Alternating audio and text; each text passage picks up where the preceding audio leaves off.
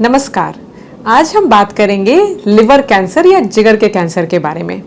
Liver का cancer महिलाओं और पुरुषों दोनों में होने वाला कैंसर है।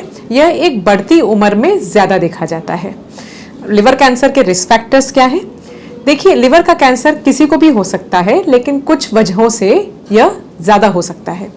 शराब का सेवन, जो कि अब भारत देश में काफ़ी बढ़ रहा है, एक मुख्य कारण है। शराब के सेवन से लिवर की जो सेल्स या कोशिकाएं होती हैं, वह धीरे धीरे खराब होती जाती हैं, और जब कोशिकाएं खराब हो जाती हैं तो लिवर डैमेज हो जाता है।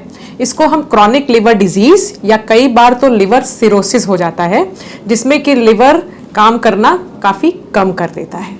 तो ऐसे ही खराब लिवर में कैंसर होने की संभावना ज़्यादा होती है, क्योंकि जहाँ भी सेल्स खराब हो वहाँ कैंसर उत्पन्न होने का जो रिस्क होता है वो बढ़ जाता है।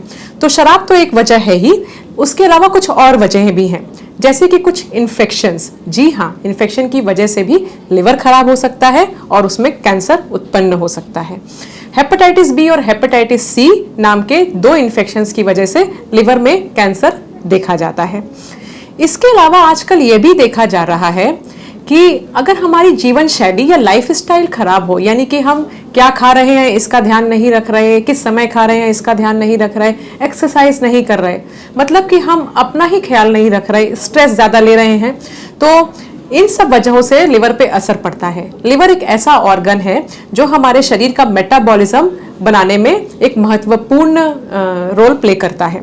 तो अगर शरीर का मेटाबॉलिज्म ठीक ना हो तो लिवर और खराब होने का रिस्क होता है, और इन सब वजहों से भी कैंसर होता है। तो जी हाँ, खराब लाइफस्टाइल की वजह से भी लिवर के ऊपर असर पड़ता है। उसमें फैट की सेल्स इकट्ठा हो जाती हैं, और यह फैट की सेल्स या वसा की सेल्स जो होती हैं, ये डैमेज होकर लिवर में कैंसर उत्पन्न कर सकती हैं।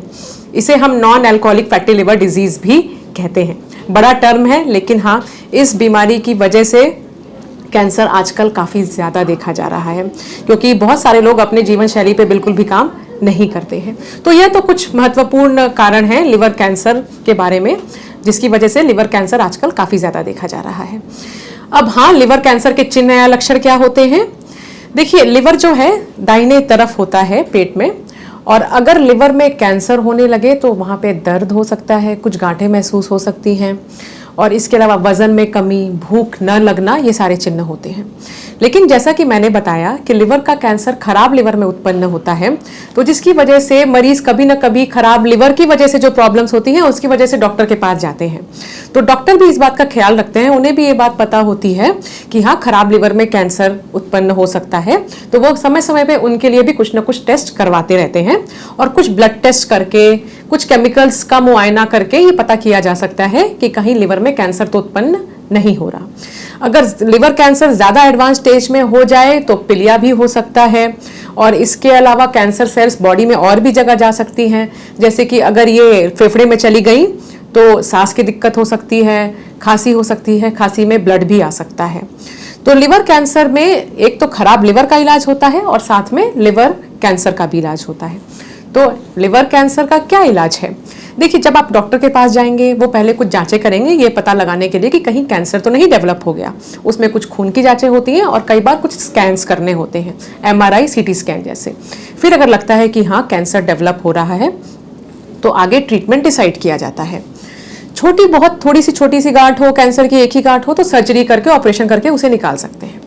कई बार लगता है कि लिवर इतना खराब हो गया कि अब काम ही नहीं कर रहा, तो लिवर ट्रांसप्लांट करने की भी ज़रूरत पड़ती है। इसके अलावा लिवर के अंदर भी कुछ ट्रीटमेंट किया जा सकता है, डायरेक्टली लिवर में कुछ पाइप्स या कैथेटर डाल के, जिसको कि लिवर डायरेक्टेड थेरेपीज कहते हैं। अच्छा, इसके अलावा और क्या किया जा सकता है? अगर लिवर कैंसर शरीर में फैल गया है तो हम इसमें लिवर डायरेक्टेड थेरेपीज करने के अलावा हम कीमोथेरेपी का रोल ज़्यादा नहीं है लिवर कैंसर में। इसमें हम टारगेटेड थेरेपी और इम्यूनोथेरेपी करते हैं। ये कुछ नया और लेटेस्ट ट्रीटमेंट है जो इस तरह के कैंसर्स में काफ़ी अच्छा इलाज है। इसमें क्या करते हैं कि सुई द्वारा या फिर जैसे विनफ्लॉन होता है, इसके द्वारा कुछ इंजेक्शंस दिए जाते हैं, और जिसकी वजह से कैंसर कंट्रोल रहता है। तो ये इम्यूनोथेरेपी और टारगेटेड थेरेपी करके कुछ असरदार इलाज आया है। इसकी कुछ टैबलेट्स भी होती हैं जो हम मरीज को दे सकते हैं। तो रिस्क फैक्टर्स तो मैंने आपको बताए, शराब से बचें, एक्सरसाइज करिए, कम से कम 5 दिन भी अगर आप एक्सरसाइज करते हैं हफ्ते में, ब्रिस्क वॉक करें, आधे घंटे भी वॉकिंग करते हैं तो इससे कैंसर में कमी आ सकती है, बहुत सारे कैंसर्स में कमी के रिस्क में कमी आ सकती है। समय पर खाएं, अपने खान पान का ध्यान रखें, हेल्दी डाइट लें, हेपेटाइटिस बी का वैक्सीनेशन करवाएं तो उससे भी आप हेपेटाइटिस बी से होने वाले कैंसर से बच सकते हैं। तो इन बातों का ख्याल रखिए, अवेयर बनिए, स्वस्थ रहिए।